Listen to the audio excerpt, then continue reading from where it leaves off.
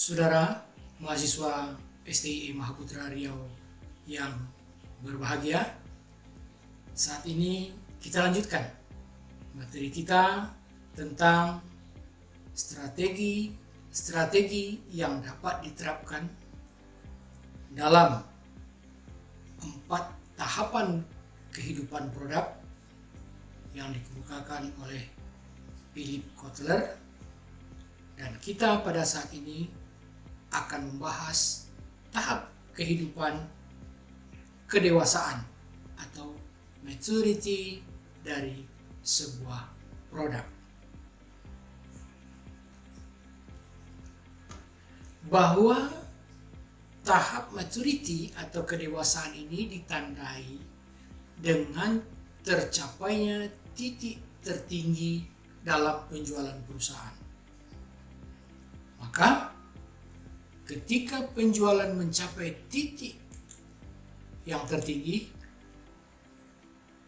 kita perlu memperpanjang daur hidup produk supaya dia tetap bertahan dengan berbagai inovasi yang dikenal dengan innovative maturity, di mana pada saat ini konsumen akan sensitif terhadap perubahan perekonomian.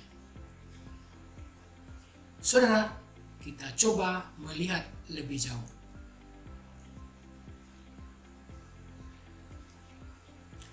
Ada yang dikatakan gross maturity, di mana tandanya adalah pertumbuhan penjualan mulai berkurang. Kenapa pertumbuhan penjualannya tidak tumbuh, tidak meningkat? Karena dewasanya distribusi. Sudah kemana-mana distribusi. Tak bisa ditambah lagi distribusinya. Ini namanya gross maturity.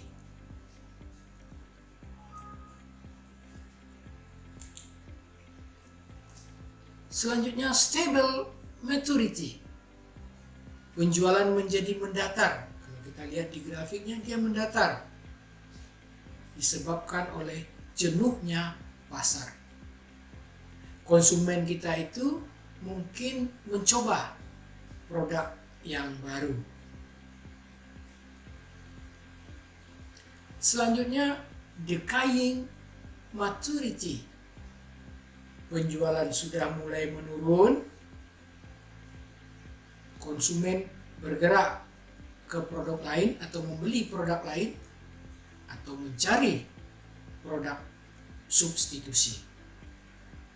Jadi ini tingkatan-tingkatan yang terjadi dalam masa maturity. Lalu apa yang bisa kita lakukan?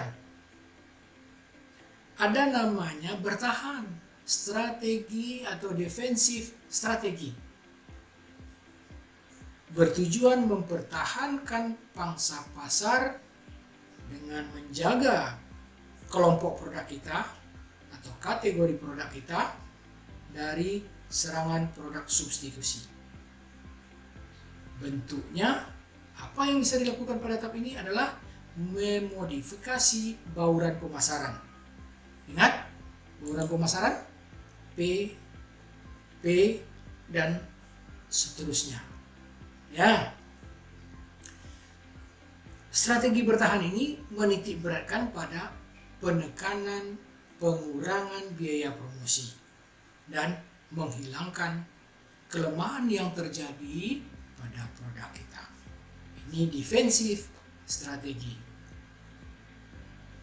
Lalu ada strategi lain. Apa itu? Offensive strategi, strategi menyerang. Menitik beratkan pada usaha perubahan. Ada perubahan. Apa yang dilakukan? Modifikasi pasar. Orang yang selama ini bukan pemakai, kita jadikan pemakai produk kita. Maka kita akan mencari orang-orang yang selama ini non-user atau tidak memakai produk kita, kita jadikan sebagai pemakai produk kita. Dan merebut konsumen dari pesaing kita. strategi menyerang atau offensive strategi. Bentuk lainnya adalah modifikasi produk. Kita merubah karakteristik produk sehingga semakin menarik konsumen, menawarkan manfaat baru, atau mendorong konsumen untuk menggunakan lebih banyak intensitas lebih tinggi yang disebut dengan produk relaunching. Ingat, ketika HP baru diluncurkan tidak banyak fiturnya, tapi lama-kelamaan ditambah dengan new feature. Atau kalau saudara melihat mobil, pada awalnya sudah bagus sebenarnya, tapi tambah lagi aksesoris, ganti lagi, modif lagi sedikit lagi.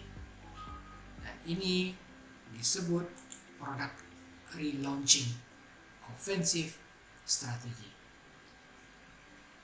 Saudara, ini adalah sebuah hal yang sangat menarik. Mari kita kembali berdiskusi.